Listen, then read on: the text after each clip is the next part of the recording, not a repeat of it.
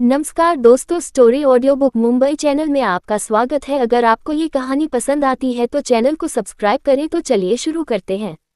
Rawat industry में अब तक आप लोगों ने सुना कि हर्षवर्धन सबको पनिशमेंट देता है और अनाया को अपनी गोद में ले लिए हुए सोफे पर बैठ जाता है। तभी अनाया हर्षवर्धन को देखते हुए बोली, अब मुझे नीचे भी उतारो। तो हर्षवर्धन उसे वापस गोद में उठाते हुए प्राइवेट कमरे में ले जाता है और उसे बिस्तर पर लेटा हुए खुद भी उसके पास लेट गया। ये देखकर अनाया उसे घूरते हुए बोली, मिस्टर रावत, आप भूल रहे हैं, अभी दिन का उजाला है और आप दिन दहाड़े इस तरह से रोमांस नहीं कर सकते। ये सुनकर हर्षवर्धन उसे किस करते हुए बोला, वैसे मैं चाहूँ तब रोमांस कर सकता हूँ। आखिरकार मैं अपनी बीवी के साथ रोमांस करता हूँ और किसी के साथ नहीं, लेकिन अभी मेरी बीवी को आराम की जरूरत है, इसलिए हम बिस्तर पर आए हैं।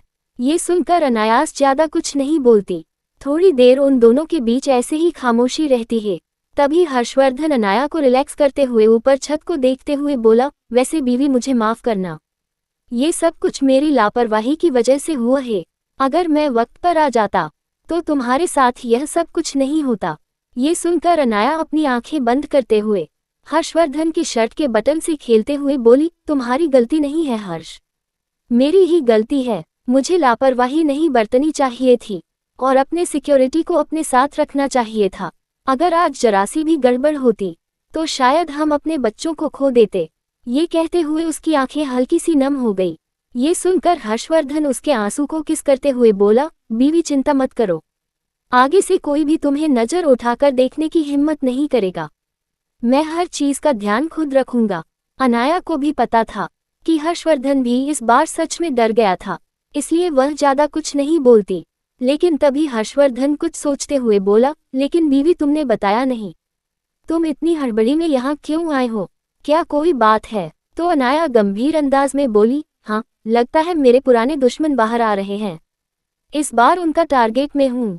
ये कहते हुए उसने जो कुछ भी कपूर इंडस्ट्री में हुआ वासन कुछ बता दिया। सब कुछ सुनने के बाद हर्षवर्धन बोला, बीवी खुद का ध्यान रखना और अगर ज्यादा प्रॉब्लम आए या फिर खुद पर खतरा महसूस हो तो आगे बढ़ने की जरूरत नहीं है, सब कुछ मुझ पर छोड़ देना, मैं देख लूंगा। ये सुनकर अनाया गहरी आवाज में बोली, नहीं हर्ष, इतने सालों का बदला है, मैं खुद ही लूंगी। मैं भी देखती हूँ कब तक वह लोग लुका छुपी खेलते हैं। और वह मन ही मन बोली, इन सब की वजह से मैंने अपनी एक जिंदगी खाई है, एक जन्म दर्द भरा जीने के बाद वापस लौटी हूँ। पिछले जन्म के हर जख्म का जवाब उन लोगों को देना पड़ेगा, फिर चाहे वह कोई भी क्यों ना हो। ऐसे ही उन दोनों ने एक दूसरे के साथ वक्त गुजारा। अनाया यही सोचते सोचते नींद की आगोश में डूब गई और हर्षवर्धन वापस अपने काम पर लौट गया। भव्य मंदिरम, एक पहाड़ी इलाके में सुनसान मंदिर के अंदर एक राजश्री कपड़े पहने हुए बुजुर्ग खड़े थे। उनके आगे एक संत खड़े थे और कुछ शिष्य थे। वहाँ का माहौल काफी धार्मिक था। वहाँ की हवा में ही इतनी आध्यात्मिकता थी कि किसी को भी वहाँ आकर बस जाने का मन करे। वह बुजुर्ग आदमी अपने हाथ जोड़ते हुए प्रणाम करने की मुद्रा में बोले, महंत, इस बार हम वापस आपके पास आए हैं अपने सवालों के जवाब पूछने के लिए। सामने खड़े हुए महंत महादेव के मंदिर को देखते हुए बोले, राजा साहब, आप भी जानते हैं कि आपके सवालों के जवाब हम नहीं दे सकते। ये सुनकर सामने खड़ा हुआ इंसान, जिनका नाम नारायण प्रधान था, वह गंभीर आवाज में बोले, हमें पता है कि आप हमें सवालों के जवाब नहीं दे सकते, लेकिन आपको भी पता है बहुत जल्द माता के मर की दिव्य ज्योत जलाने का वक्त आ जाएगा और आप जानते हैं हमारे परिवार में अब तक वह इंसान जन्म नहीं लिया है जिनके द्वारा मर खुलेगा। ये सुनकर पुरोहित जी महाकाल के मंदिर को देखते हुए बोले, इस बात आप गलत है राजा साहब, उस इंसान ने सालों पहले जन्म ले लिया है। यहाँ तक कि ताकत, बल और हर चीज में वह अव्वल दर्जे पर है। बात सिर्फ इतनी है कि आप लोगों ने उन्हें खो दिया। ये सुनकर नारायण प्रधान चिंतित आवाज में बोली, आपको जरूर कोई गलतफहमी हुई है, हमारे खानदान के हर बच्चे घर पर ही है, हमने एक भी बच्चे को नहीं खोया है। यहाँ तक कि हमने हर किसी की हिफाजत हद से ज्यादा की है, जैसा कि हमारे परिवार का नियम है, हर किसी को इस नियम के अनुसार प्रशिक्षित किया है। ये सुनकर महंत जी नारायण प्रधान को देखते हुए बोले, राजा साहब, इस बार आप गलत है, आपसे चुप हुई है, आपने अपने खानदान का सबसे अमूल्य खजाना खो दिया है और इस वक्त वह आग बन चुका है।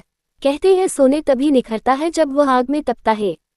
और बार बार चोट खाता है, लेकिन अगर उसे ज्यादा तपाया जाए तो वह आग को अपने अंदर बसा लेता है, और उसके साथ भी हुआ है। उसके अंदर की आग अपने अंदर बसा चुका है, उसे बस अपने सवालों के जवाब जानना है।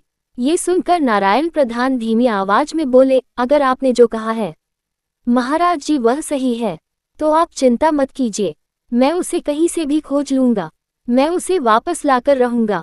ये सुनकर महाराज जी बोले, उसे खोजने की जरूरत नहीं है, वह खुद तुम लोगों के सामने आएगी।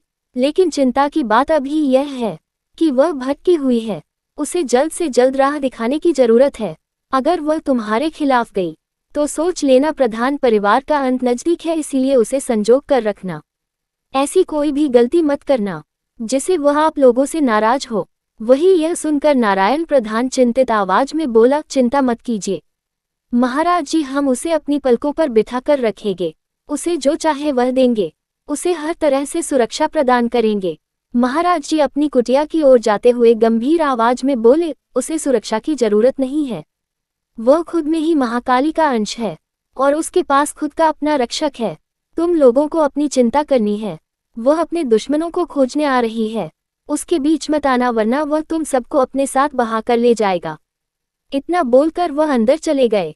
वहीं महाराज जी की बात सुनकर नारायण प्रधान चिंतित होकर महादेव की मूर्ति के सामने हाथ जोड़ते हैं और मन ही मन बोले, हमें शक्ति देना महादेव, हम आपके आशीर्वाद से महाकाली की पूजा से पहले उनके अंश को खोज ले। ये कहते हुए उसने अपनी आंखें बंद कर ली और नीचे जाते हुए अपने खास आदमी से कहा, पता करो क्या हमारे परिवार का कोई भी वंशज बाहर है, और ध्यान रखना यह खोज बिल्कुल चुपचाप और खामोशी से होनी चाहिए। हमारे दुश्मन कम नहीं है, अगर बाहर न्यूज़ चली गई तो उस पर जान का खतरा बढ़ जाएगा, बस उसे खोजने पर अपना ध्यान दो। हर्षवर्धन के विला में। दूसरी ओर हर्षवर्धन के विला में अनाया अभी अभी अपनी नींद पूरी करके खड़ी हुई थी। पिछला कुछ वक्त शांति से गुजर रहा था। पिछली बार जब से उन लोगों ने शाकाल का प्लान फ्लॉप किया था, उसके बाद से उनकी जिंदगी में ज्यादा कोई बदलाव नहीं आया। अनाया और हर्षवर्धन अपनी रोजमर्रा की जिंदगी में बिजी हो गए। अनाया पिछले कुछ वक्त से अपनी कई सारी मीटिंग के अवॉइड कर रही थी। उसने घर पर रहकर ही वह सारी मीटिंग कंप्लेंट की, यहाँ तक कि उसने कुछ रिसर्च भी अपना पूरा किया, क्योंकि हर्षवर्धन ने उनके विला में ही एक अंडरग्राउंड लैब बना दी थी, तो अनाया अपना रिसर्च आराम से कर सकती थी और उसका बच्चा हुआ बाकी का वक्त अपनी माँ सीमा रावत या फिर जिंदल विला में गुजरता था। जब से पता चला था कि अनाया प्रेग्नेंट है, अनाया का जिंदल विला जाना बढ़ गया था। किसी न किसी बहाने से वह जिंदल विलन चली जाती थी। अब तो उनके रिश्ते इतने अच्छे हो गए थे कि वह कभी कभार अपनी सास सीमा रावत को भी अपने साथ लेकर जाती थी। और रही बात सबसे छोटे सदस्य ज्ञान जिंदल की, जो कुछ वक्त पहले जबरदस्ती हर्षवर्धन के विल पर आ गया था, वह भी वापस लौट गया था, क्योंकि वह बार बार अनाया का अटेंशन अपनी ओर ले लेता था और हर्षवर्धन को अकेला कर देता था। हर्षवर्धन को अब आदत हो गई थी अनाया के अटेंशन की, उसे अपने बाहों में पकड़कर बैठने की, यहाँ तक कि वह ऑफिस का वर्क करते हुए भी अनाया को अपनी गोद में बिठाता था। कभी कभार अनाया उसकी गोद में ही सो जाती थी। ये पल हर्षवर्धन के लिए सुकून भरे थे, लेकिन जब से ज्ञान उनके विला में रहने आया था, उनका ये सुकून भरा पल खत्म हो चुका था। इसलिए हर्षवर्धन सबसे ज्यादा ज्ञान से जुड़ता था। पहले कुछ दिन तो उसने ज्ञान को बर्दाश्त किया, बाद में उसे चिढ़ होने लगी। उसने हर्षद जिंदल को प्रेशराइज किया कि वह ज्ञान को उसके विला से ले जाए, और हर्षद के स्ट्रिक्ट ऑर्डर पर ज्ञान वापस चला गया। फिर भी वह कभी कभार अनाया से मिलने आ जाता था। आज भी हर बार की तरह आम सा दिन था, लेकिन आज सुबह सुबह कुछ खास था। अनाया काफी खुश थी। उसने अच्छे से नहाया, खुद को फ्रेश किया और फिर एक ढीला ढाला शर्ट और लोअर पहना और नीचे ब्रेकफास्ट टेबल पर आई। वही हर्षवर्धन अभी भी ब्रेकफास्ट टेबल पर बैठा हुआ था। अनाया को देखकर वह आगे बढ़ा और उसके होठों पर हल्की सी किस करते हुए बोला, बीवी तुम आ गई, देखो मैंने तुम्हारे लिए क्या बनाया है। टेबल पर काफी हेल्दी ब्रेकफास्ट था और उसे काफी यूनिक तरह से डेकोरेट भी किया गया था ताकि अनाया का मूड फ्रेश रहे। जब से अनाया प्रेग्नेंट हुई थी, हर्षवर्धन इन छोटी छोटी बातों का कुछ ज्यादा ही ध्यान रखता था। उसका मानना था कि जो इंसान जैसा देखता है वैसा ही उनका दिन रहता है, और वह अनाया को हमेशा खुश रखना चाहता था। इसीलिए वह छोटी छोटी चीजों में भी काफी एफर्ट डालता था। ब्रेकफास्ट को देखते हुए अनाया हर्षवर्धन के गले लगाते हुए बोली, मिस्टर हस्बैंड खाना तो काफी टेम्पटिंग मोहक है। ऐसा लग रहा है मैं अभी ब्रेकफास्ट करने बैठ जाऊं, लेकिन अभी नहीं कर सकते। ये सुनकर हर्षवर्धन चिंतित आवाज में पूछता है, क्या हुआ बीवी? क्या तुम्हें कहीं दर्द हो रहा है? क्या कोई चिंता की बात है? तो मुझे बताओ, क्या हम हॉस्पिटल जाने की जरूरत है? चलो हम अभी चलते हैं, हम बाद में ब्रेकफास्ट करेंगे। वही उसकी हड़बड़ा देखकर अनाया अपना सिर पीटने का मन कर रहा था। वह उसको हल्के से चपत मारते हुए बोली, मिस्टर बेवकूफ हस्बैंड, तुम अपने डर में ये भी भूल गए कि तुम्हारी बीवी ही वर्ल्ड की बेस्ट डॉक्टर है। ये सुनकर हर्षवर्धन गहरी सांस लेता है, फिर चिंतित आवाज में बोला, बीवी साफ साफ बताओ, बात क्या है? तुम मुझे चिंता दे रही हो। तो अनाया उसे घूरते हुए बोली, चलो तुम्हारे लिए कोई सरप्राइज है। ये सुनकर हर्षवर्धन उसे रोकते हुए बोला, सरप्राइज बाद में, पहले हम ब्रेकफास्ट करेंगे। तुम्हारी दवाइयाँ का वक्त हो रहा है। ये सुनकर अनाया बोली, हम ब्रेकफास्ट बाद में करेंगे, पहले हम चलेंगे। लेकिन हर्षवर्धन अपनी जिद पर अड़ा हुआ था, तो अनाया उसे घूरते हुए बोली, मैंने साफ साफ कहा चलो अभी। वहीं अनाया का गुस्सा देखकर हर्षवर्धन चुपचाप भीगी बिल्ली की तरह उसके पीछे पीछे चलने लगा। उसे नहीं पता था कि अनाया उसे कहाँ लेकर जा रही है। तभी वह लोग अंडरग्राउंड एरिया में चले गए। वहां एक डोर से फिंगरप्रिंट लॉक के साथ अंडरग्राउंड जाया जाता था। जैसे ही हर्षवर्धन वहां गया, वह चारों ओर देखते हुए बोला, बीवी क्या बात है? तुम मुझे यहाँ क्यों लेकर आए हो? हर्षवर्धन के सवाल का जवाब दिए बिना ही अनाया उसे मेडिकल रूम की ओर ले जाने लगी। ये देखकर हर्षवर्धन थोड़ा चिंतित हो गया। उसे सच में लग रहा था कि अनाया को जरूर कहीं ना कहीं तकलीफ हो रही है, या फिर वह बीमार है, वरना वह इस तरह से उसे मेडिकल रूम में लेकर क्यों आती। वह चिंतित आवाज में अनाया को देखते हुए बोला, बीवी साफ साफ बताओ, क्या तुम्हें सच में कहीं दर्द हो रहा है?